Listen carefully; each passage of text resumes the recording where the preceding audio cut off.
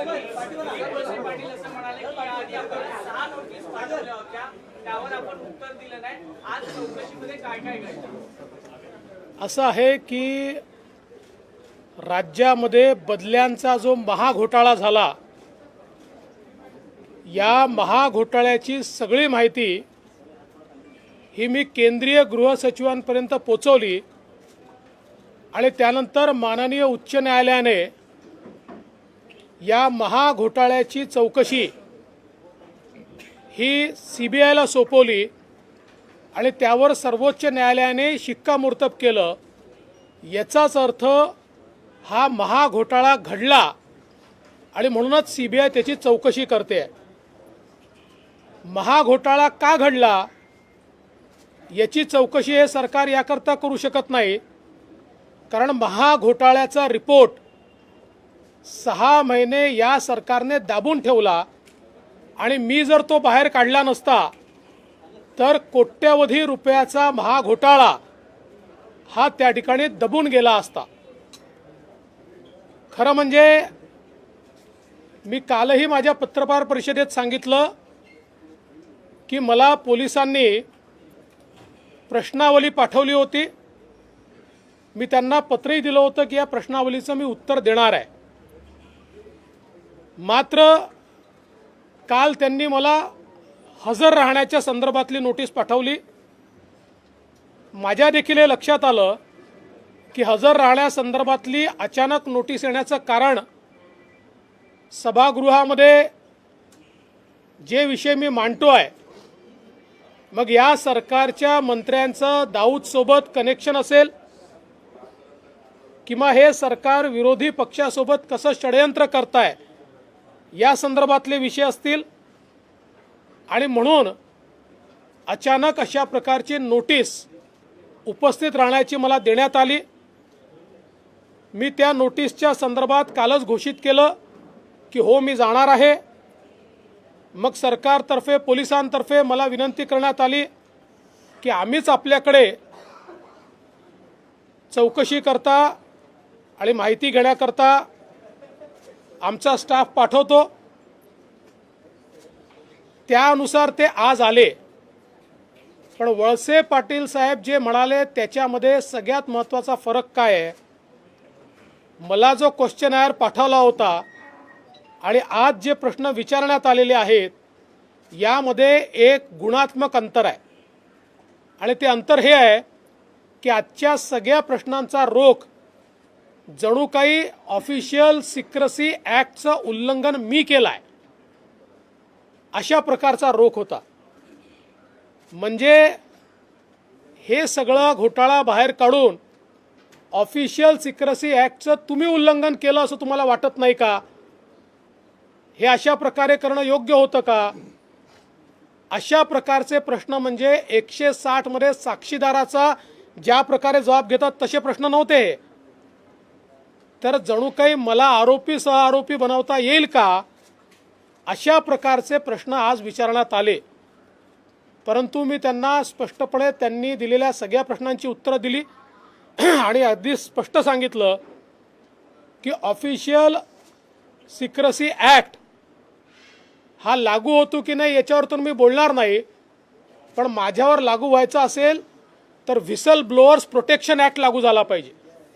याचं कारण हा घोटाळा मी बाहेर काढला आहे, मी व्हिसल ब्लोअर आहे आणि तो न्यायालयाने मान्य केलेला घोटाळा आणि त्याच्यात आता अनेक लोक बाहेर पडत आहेत, कोट्यवधीचे व्यवहार हाती लागत आहेत. दुसरं महत्त्वाचं यातलं असं आहे की मी जे त्यांना अतिशय स्पष्टपणे सांगितलं, मी जबाबदार नेत्यासारखा वागलो. त्या संदर्भातलं अग्रेषित केलेलं पत्र मी दाखवलं, पण त्याचवेळी मी पत्रकार परिषदेमध्ये सांगितलं की ट्रान्स्क्रिप्ट किंवा पेन ड्राईव्ह हा मी कोणालाही देणार नाही. याचं कारण हे मटेरियल सेन्सिटिव्ह आहे आणि म्हणून याची कॉम्पिटंट अथॉरिटी कोण आहे? राज्य सरकारला तर मी देऊ शकत नाही. राज्य सरकारने जो घोटाळा दाबला त्याचे कागद मी राज्य सरकारला देऊन त्यांनी काय दिवे लावले असते? त्यामुळे त्या सगळ्या कागदपत्रांमध्ये IPS ऑफिसर्सची नावं असल्यामुळे IPS ऑफिसर्सची कॉम्पिटंट अथॉरिटी केंद्रीय गृह सचिव असल्यामुळे हे सगळे कागद मी केंद्रीय गृह सचिवांना दिले. त्यामुळे कुठेही ते पब्लिक डोमेनमध्ये मी आणले नाहीत. जे कव्हरिंग लेटर होतं त्याच्या व्यतिरिक्त सेन्सिटिव्ह मटेरियल मी पब्लिक डोमेनमध्ये आणलं नाही. पण त्याचवेळी सिक्रेसीचा भंग झाला असेल तर तो कोणी केला? संध्याकाळी ही सगळी कागदपत्र ट्रान्स्क्रिप्टची जी मी केंद्रीय गृह सचिवांना दिली होती ती मंत्री नवाब मलिक यांनी पत्रकारांना दिली. त्यामुळे चौकशी झाली पाहिजे तर ती त्यांची झाली पाहिजे. कारण पत्रकारांना हे जर पोलीस मानतात की हे सिक्रेट डॉक्युमेंट होते तर मग ते मंत्री नवाब मलिकांना प्रेसला देण्याचा अधिकार होता का? ते त्यांनी दिले आहेत प्रेसला, आपल्यापैकी सगळ्यांनाच त्यांनी दिले आहेत, आपल्याजवळ देखील त्याची माहिती आहे. त्यामुळे कितीही मला गोवण्याचा प्रयत्न केला तरी सरकार मला गोवू शकत नाही. हे काळे कारनामे मी बाहेर काढतच राहणार आहे. या संदर्भात जेवढी माहिती मिळेल ती माहिती मी पोचवतच राहणार आहे. आणि मला या गोष्टीचा आनंद आहे की मी एका अतिशय जबाबदार नागरिकासारखं सगळं संवेदनशील मटेरियल हे प्रसिद्धीच्या मागे न लागता ते पब्लिक डोमेनमध्ये न आणता ते मी कॉम्पिटंट अथॉरिटीला दिलं आहे. आणि म्हणून मला असं वाटतं हा जो काही चौकशी वगैरे करण्याचा किंवा स्टेटमेंट नोंदवण्याचा जो काही उपक्रम या ठिकाणी झाला आहे सरकारला यातनं काही हाती लागणार नाही. या माध्यमातनं त्यांचे मनसुबे जे आहेत ते मनसुबे पुरे होऊ शकणार नाहीत. अधिवेशन काळामध्ये तुमची आज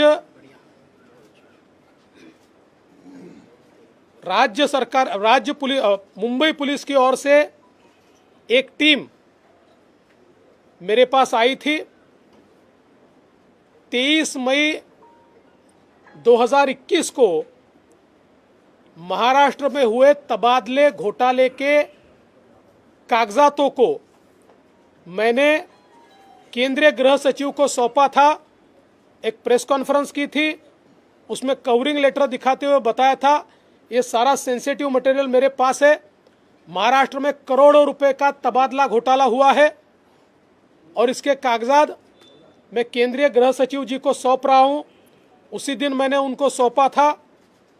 उसके बाद उससे बौखलाई हुई सरकार ने एक गुना दाखिल किया कि कागज बाहर कैसे गए.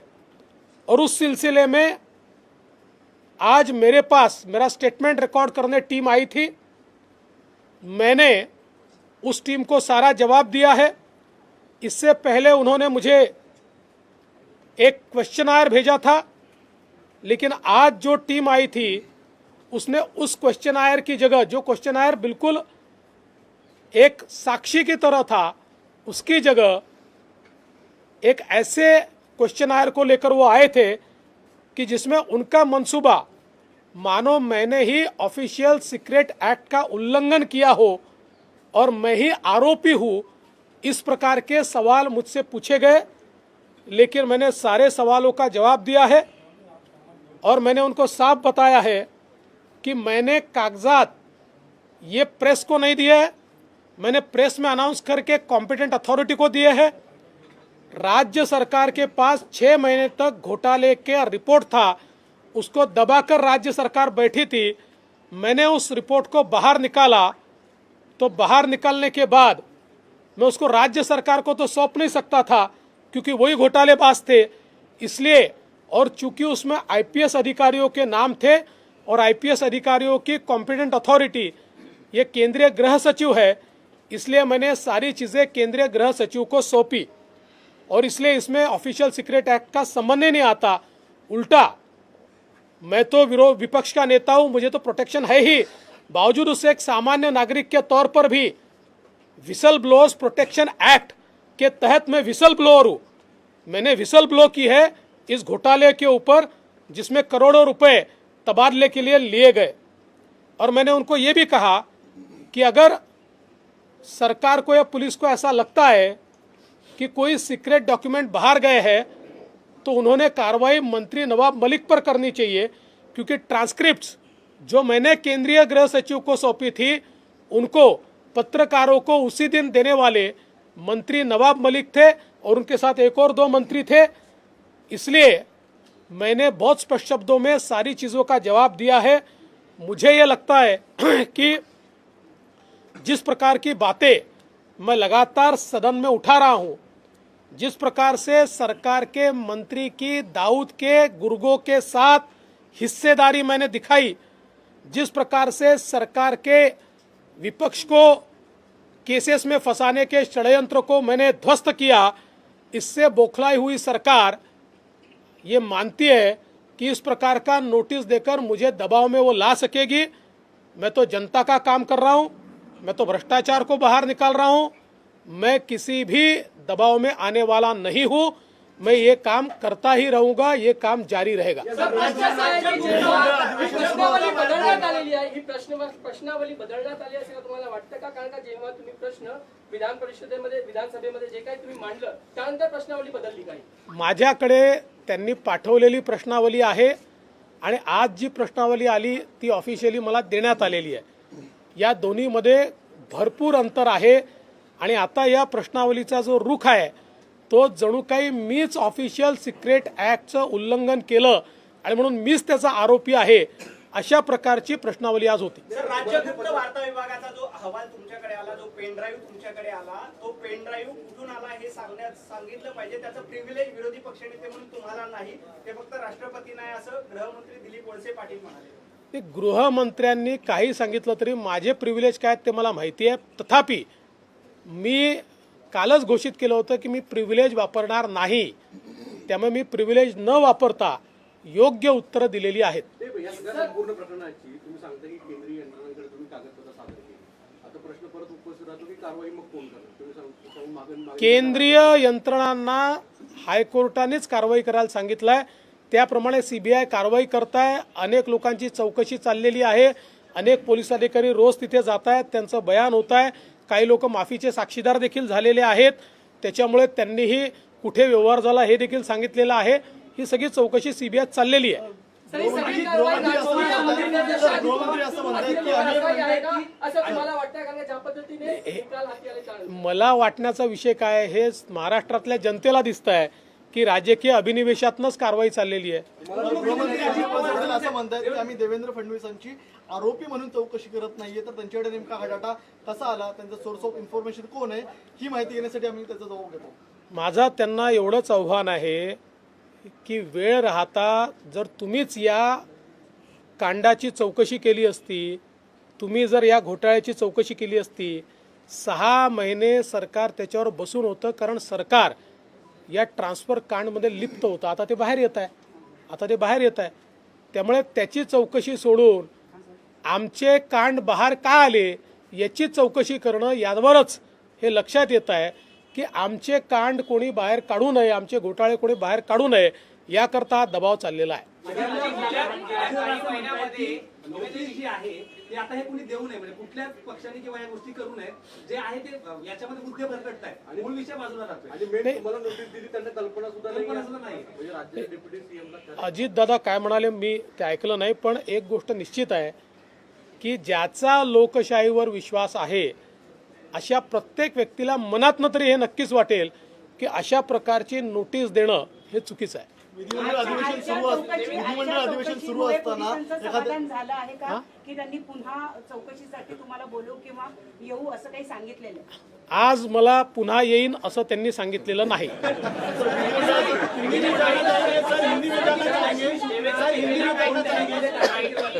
एकीकडे रश्मी शुक्ला यांना फोन टायमिंग मध्ये टार्गेट केलं जाते, दुसऱ्या बाजूला त्याच संदर्भात तुम्हाला नोटीस असेल किंवा काय अधिकाऱ्यांवर देखील बर्डन तपास पुढे टाकलं जाते। मुळातच अधिकाऱ्यांनी आमचे घोटाळे बाहेर काढू नये याकरता वेगवेगळ्या केसेस दाखल केल्या जात आहेत, अधिकाऱ्यांवर दबाव बनवला जातो आहे। पण मला असं वाटतं त्यांनी किती दबाव बनवला तरी शेवटी अधिकाऱ्यांना ही माहिती आहे की एक दिवस जेव्हा हे उघडकीस येतं त्यावेळी कोणी कोणी या गोष्टी दाबून ठेवल्या होत्या त्या बाहेर येतात आणि मग तपास यंत्रणांसमोर अधिकाऱ्यांनाही जावं लागतं। त्यामुळे अधिकारी या संदर्भात योग्य आणि कायदेशीर कारवाई करतील अशी माझी अपेक्षा आहे. संजय राऊत आरोप लगा रहे हैं या सगळे राईड होते ते आहेत होते त्यामुळे तुम्ही दबाव तंत्र निर्माण करण्याचा प्रयत्न कारण का सभागृहामध्ये उद्या गृहमंत्र्यांना उत्तर द्यायचं असं आहे, उद्या गृहमंत्री काय उत्तर देतील हे मला माहिती नाही. त्यांना जे उत्तर द्यायचं असेल ते त्यांनी द्यावं. आम्ही आमच्या मागणीवर कायम राहणार आहे. काल जेव्हा वकील प्रवीण चव्हाण बोलले त्याच वेळी उद्याचं उत्तर काय असणार आहे याची मला पूर्ण कल्पना आलेली आहे आणि मी ते एक्सपेक्टही केलेलं. म्हणूनच मी कालही माझ्या पत्रकार परिषदेत सांगितलं की मी सगळी तयारी करून ठेवली आहे. वेगवेगळ्या प्रकारचे सगळे पुरावे मी जमा केलेले आहेत. आम्ही हायकोर्टामध्ये जाऊ. संपूर्ण प्रकरण पुन्हा सीबीआयकडे गेलं पाहिजे याकरता हायकोर्टाला विनंती करू आणि हे सगळे पुरावे सीबीआयला सुपूर्द करू. हिंदी में जानना चाहेंगे सर, हिंदी में जानना चाहेंगे राज्य सरकार नाही. सर हिंदी में जानना चाहेंगे, संजय राउत का ये ट्वीट करके उन्होंने थोड़ी देर पहले ही कहा है कि राज्य सरकार जब इस मामले की जांच कर रही है, कानून के लिए सब कोई बराबर है, तो जो पूछताछ करने के लिए कुछ नेताओं से संपर्क किया जा रहा है तो डर क्यों रहे हैं सच बताने के लिए? मैं उनको ही पूछना चाहता हूं. मैंने तो खुले मन से बोला कि मैं जाने को तैयार हूं. संजय राउत रोज डर डर कर प्रेस कॉन्फ्रेंस लेते, रोज केंद्रीय एजेंसी पर आरोप करते. तो मुझे ऐसा लगता, मैंने तो कहा कि मैं आने को तैयार हूं. बुलाओ, जहां बुलाना चाहते हो. उनमें है हिम्मत ये बोलने की? नहीं है. वो तो प्रेस कहते मुझे क्यों बुलाया, मुझे क्यों बुलाया, मुझे क्यों बुलाया, ऐसा रोज बोलते हैं. जो पेनड्राईव्ह बॉम्ब टाकले विरोधी पक्षनेते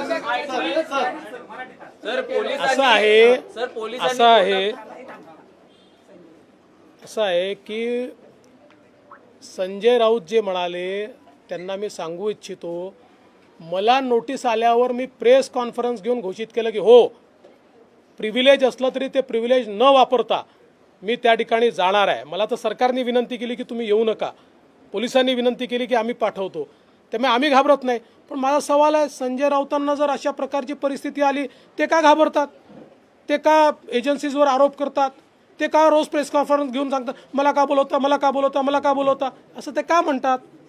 याचं उत्तर त्यांनी दिलं पाहिजे. तर आदित्य ठाकरे असं म्हणतात की भाजप नेते फक्त बोलतात, आम्ही कुठल्याही पद्धतीची सूडबुद्धीनं कारवाई करत नाही, आम्ही न्याय व्यवस्थेवर विश्वास ठेवले. हे कोणी लिहून दिलं असेल त्यांना मला माहिती नाही. थोडी सुधारणा केली तर अधिक चांगलं. विरोधी पक्षनेत्यांनी जो पेनड्राईव्ह बॉम्ब टाकलेला आहे त्यामुळे महाविकास आघाडी सरकार घाबरले का?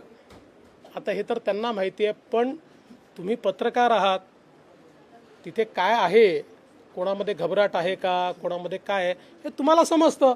त्यामुळे हा प्रश्न मला विचारायचे मीच तुम्हाला विचारतो, सांगा आहे का? चला, थँक्यू.